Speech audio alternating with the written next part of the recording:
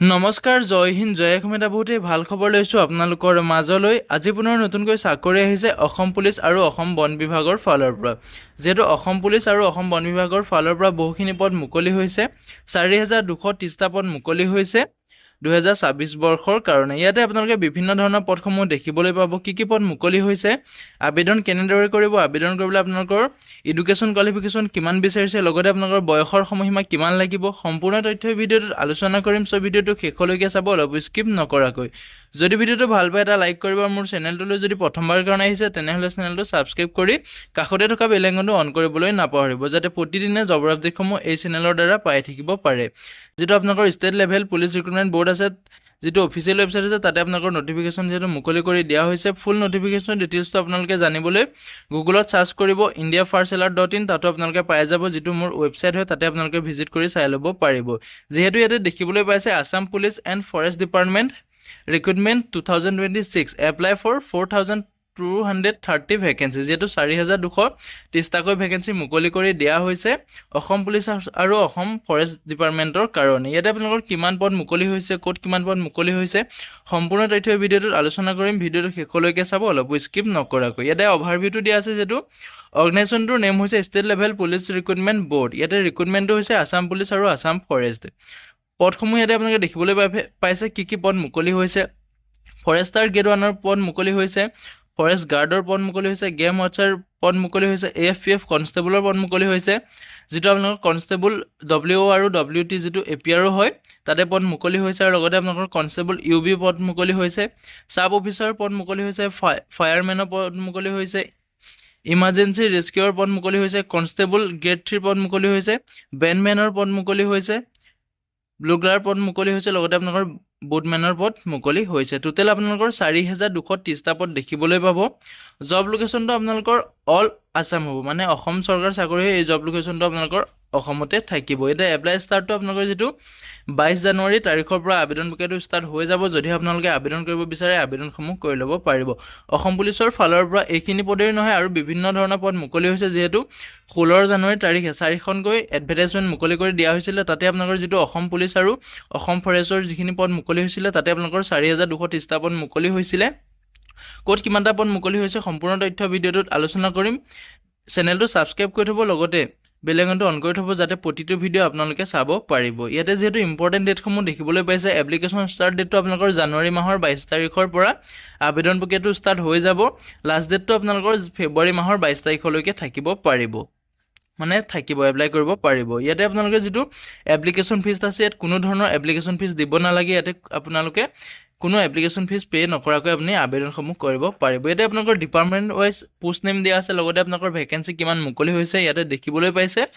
যিটো forest department আছে, তাতে আপোনালোকৰ ফৰেষ্টাৰ গ্ৰেড 1ৰ পদ মুকলি হৈছে, ফৰেষ্ট গাৰ্ডৰ পদ মুকলি হৈছে, গেম ৱাচাৰ পদ মুকলি হৈছে, AFPF কনষ্টেবলৰ পদ মুকলি হৈছে। ইয়াতে টোটেল আপোনালোকৰ ফৰেষ্ট ডিপাৰ্টমেণ্টত 1194টা পদ মুকলি হৈছে। APRত আপোনালোকৰ কনষ্টেবল WO WT আৰু কনষ্টেবল UB, যিটো আপোনালোকৰ আৰ্টছৰ ফালৰ পৰা যিটো কনষ্টেবল UB এপ্লাই কৰিব পাৰিব। লগতে কনষ্টেবল W আৰু WTৰ কাৰণে আপোনাৰ ছায়েন্সটো লাগিব, 12 পাছ কৰিব লাগিব, তেতিয়া আপুনি আবেদন কৰিব পাৰিব।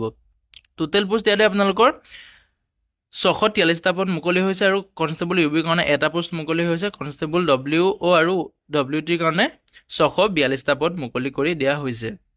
ইয়াতে যিটো ফায়াৰ এণ্ড ইমাৰ্জেঞ্চি ছাৰ্ভিচ আছে, তাতো আপোনালোকৰ ছাব অফিচাৰ পোষ্ট মুকলি হৈছে, ফায়াৰমেনৰ পোষ্ট মুকলি হৈছে, ইমাৰ্জেঞ্চি ৰেস্কিউৰ পদ মুকলি হৈছে। ইয়াতে আপোনালোকৰ 379টা পদ দেখিবলৈ পাব ফায়াৰ এণ্ড ইমাৰ্জেঞ্চি ছাৰ্ভিচ ডিপাৰ্টমেণ্টত। ইয়াতে আপোনালোকৰ যিটো ডিপাৰ্টমেণ্ট আছে আপোনালোকৰ DGCD আৰু CGSG, তাতো আপোনালোকৰ কনষ্টেবল গ্ৰেড 3 পদ মুকলি হৈছে, বেণ্ডমেনৰ পদ মুকলি হৈছে, আৰু বুগলাৰ পদ মুকলি হৈছে। ইয়াতে আপোনালোকৰ 746টা পদ দেখিবলৈ পাব। লগতে যিটো আছাম পুলিচৰ আণ্ডাৰ ডিপাৰ্টমেণ্টত আপোনালোকৰ বোটমেনৰ পোষ্ট মুকলি কৰি দিয়া হৈছে, ইয়াতে 10টা বোটমেনৰ পোষ্ট দেখিবলৈ পাব। ইলিজিবিলিটি ক্ৰাইটেৰিয়া দিয়া আছে, এডুকেশ্যন কোৱালিফিকেশ্যন আপোনালোকৰ যিটো ফৰেষ্টাৰ গ্ৰেড 1 হয়, বেচেলাৰ ডিগ্ৰী লাগিব সেই পদটোত আবেদন কৰিবলৈ। লগতে আপোনালোকৰ যিটো ছাব অফিচাৰ আছে আৰু কনষ্টেবল WO আৰু WTৰ আছে, তাতে আপোনালোকৰ HS পাছ কৰিব লাগিব, 12 পাছ কৰিব লাগিব ছায়েন্স ষ্ট্ৰীমৰ ফালৰ পৰা। লগতে আপোনালোকৰ ফিজিক্স, কেমেষ্ট্ৰি আৰু মেথমেটিক্স থাকিব লাগিব, তেতিয়াহে আপোনালোকে এই পদকেইটাত আবেদন কৰিব পাৰিব। যিটো আপোনালোকৰ ফায়াৰমেন আৰু ইমাৰ্জেঞ্চি ৰেস্কিউ আছে, তাতে আপোনালোকৰ HSটো পাছ কৰিব লাগিব, ছায়েন্স ষ্ট্ৰীমৰ পৰা আপুনি পাছ কৰিলে হ'ব। আপোনাৰ PCM নাথাকিলেও আপুনি এই পদটোত আবেদন কৰিব পাৰিব। যেটো আপোনালোকৰ ফৰেষ্ট গাৰ্ড গেম ৱাচাৰ আৰু কনষ্টেবল ইউবি হয় তাতে আপোনালোকৰ 12 পাছ কৰিলে আপুনি আবেদন কৰিব পাৰিব সায়েন্স কমাৰ্চ আৰ্টছ যিকোনো ফালৰ পৰা আপুনি 12 পাছ কৰিব লাগিব তেতিয়া আপুনি পদটোত আবেদন কৰিব পাৰিব এএফপিএফ কনষ্টেবল গ্ৰেড 3 বেণ্ডমেন ব্লুগাৰ বুটমেন এই সকলৰ কাৰণে আপোনালোকে মিনিমাম 10 পাছ কৰি আপোনালোকে আবেদন কৰিব পাৰিব লগতে আপোনালোকৰ ইয়াতে দেখিবলৈ পাইছে যেটো নোট দিয়া আছে কনষ্টেবল গ্ৰেড 3 যেটো বেণ্ডমেন আছে আৰু ব্লুগাৰ আছে তাতে আপোনালোকৰ ৰুলসমূহ দিয়া আছে এনসিসি থাকিলেও আপোনালোকে আবেদন কৰিব পাৰিব যদি হোম গাৰ্ড সাৰ্টিফিকেট আছে তেতিয়াও আপোনালোকে আবেদনসমূহ কৰি ল'ব পাৰিব ইয়াতে আপোনালোকৰ বয়সৰ সময়সীমাটো দিয়া আছে যেটো সাব অফিচাৰ পোষ্ট আছে তাতে আপোনালোকৰ 20 বছৰৰ পৰা 24 বছৰ বয়সলৈকে আবেদন কৰিব পাৰিব লগতে যিসমূহ আপোনাৰ ফৰেষ্টাৰ গ্ৰেড 1 আছে ফৰেষ্ট গাৰ্ড আছে গেম ৱাচাৰ আছে কনষ্টেবল গ্ৰেড 3 আছে বেণ্ডমেন আছে বুগলাৰ আছে তাতে আপোনালোকৰ 18 বছৰৰ পৰা 40 বছৰ বয়সলৈকে আবেদন কৰিব পাৰিব আৰু যেটো আপোনালোকৰ এএফপিএফ কনষ্টেবল হয় কনষ্টেবল আপোনালোকৰ ডব্লিউ ও আৰু WT constable UV firemen emergency rescuer boatmen তাতে আপোনালোকৰ 18 বছৰৰ পৰা 25 বছৰ বয়সলৈকে আপুনি আবেদনসমূহ কৰিব পাৰিব লগতে আপোনালোকৰ এজ সিলেকশ্যনসমূহ দিয়া আছে 5 বছৰকৈ আপোনালোকে এজ সিলেকশ্যন ল'ব পাৰিব যদি আপুনি এসসিৰ বা এসটিৰ ক্যান্ডিডেট হয় 3 বছৰকৈ সিলেকশ্যন ল'ব পাৰিব যদি আপুনি ওবিসিৰ বা এমওবিসিৰ ক্যান্ডিডেট হয় তেতিয়াহলে আপুনি 3 বছৰকৈ সিলেকশ্যন ল'ব পাৰিব ইয়াতে অৰ্ডাৰ ৰিকুৱায়াৰ্ডসমূহ আপোনাৰ বিচাৰিছে সিটিজেন অফ ইণ্ডিয়া আপুনি ইণ্ডিয়া সিটিজেন হ'ব লাগিব পাৰ্মানেন্ট ৰেসিডেন্ট অফ আসাম আপুনি পাৰ্মানেন্ট ৰেসিডেন্ট আসামৰ হ'ব লাগিব তেতিয়া আপুনি আবেদন কৰিবলৈ এলিজিবল হ'ব লগতে আপোনালোকৰ এমপ্লয়মেন্ট এক্সচেঞ্জ যেটো কাৰ্ড আছে সেইটো আপোনাৰ ভ্যালিডেট এটা কাৰ্ড থাকিব লাগিব তেতিয়া আপুনি আবেদন কৰিব পাৰিব লগতে আপোনালোকে আসামিজটো ভালকৈ ক'ব পাৰিব লাগিব লিখিব পাৰিব তেতিয়া আপুনি আবেদন কৰিবলৈ এলিজিবল হ'ব ইয়াতে সিলেকশ্যন প্ৰসেছটো দিয়া আছে আপোনালোকৰ যেটো ফিজিক্যাল এফিচিয়েন্সি টেষ্ট পাতিব যেটো আপোনালোকৰ পিইটি হয় তাতে আপোনালোকৰ টেষ্ট পাতিব লৰাৰ কাৰণে ইয়াতে আপোনালোকৰ 3200 মিটাৰ ৰানিং হ'ব আৰু ছোৱালীৰ কাৰণে 1600 মিটাৰ ৰানিং হ'ব লগতে আপোনালোকৰ যেটো পিইটি হয় তাতে আপোনালোকৰ লং জাম্প হ'ব তাত টোটাল মাৰ্ক আপোনালোকৰ 40 নম্বৰকৈ মাৰ্ক দিয়া হ'ব আৰু লগতে যেটো ফিজিক্যাল ষ্টেণ্ডাৰ্ড টেষ্ট আছে পিএসটি আছে তাতে আপোনালোকৰ হাইট আৰু চেষ্টটো জোখা হ'ব অনলি মেলৰ কাৰণে আপোনাৰ চেষ্টটো জুখিব আৰু ছোৱালী হলে আপোনাৰ অকল হাইটটো জুখিব তাৰ পিছত আপোনাৰ 3 নম্বৰ যেটো আপোনালোকৰ ৰিটেন এক্সাম হ'ব তাতে আপোনালোকৰ 100টাকৈ মাল্টিপল চইচ কোৱেশ্চন থাকিব তাতে ইয়াতে আপোনালোকে দেখিবলৈ পাইছে যেটো ফৰেষ্টাৰ গ্ৰেড 1 হয় তাতে 100 নম্বৰ পৰীক্ষা হ'ব লগতে 1 মাৰ্ক পাৰ কোৱেশ্চন আৰু 0.5 মাৰ্ক নিগেটিভ মাৰ্কিং থাকিব এটা কোৱেশ্চনত 1 নম্বৰ গৈ থাকিব লগতে ফৰেষ্টাৰ গ্ৰেড 1ৰ কাৰণে আপোনালোকৰ 0.5 নিগেটিভ মাৰ্কিংও থাকিব ইয়াতে বাকি পোষ্টসমূহত যেটো 50 নম্বৰকৈ 50 নম্বৰ থাকিব 100টা কোৱেশ্চন থাকিব 50 নম্বৰ থাকিব মানে আপোনালোকৰ দুটা কোৱেশ্চনত 1 নম্বৰ হ'ব এটা কোৱেশ্চনত আপুনি 0.5 মাৰ্কছ লৈ থাকিব লগতে ইয়াত কোনো ধৰণৰ নিগেটিভ মাৰ্কিং নাথাকে ওয়াকিং টেষ্টৰ ক্ষেত্ৰত ক'বলৈ গ'লে ফৰেষ্টাৰ গ্ৰেড 1 আৰু ফৰেষ্ট গাৰ্ড গেম ৱাচাৰ কাৰণে আপোনালোকৰ কোৱালিফাই কৰিব লাগিব যেটো আপোনালোকৰ ওয়াকিং টেষ্ট আছে তাৰ পিছতে আপোনালোকৰ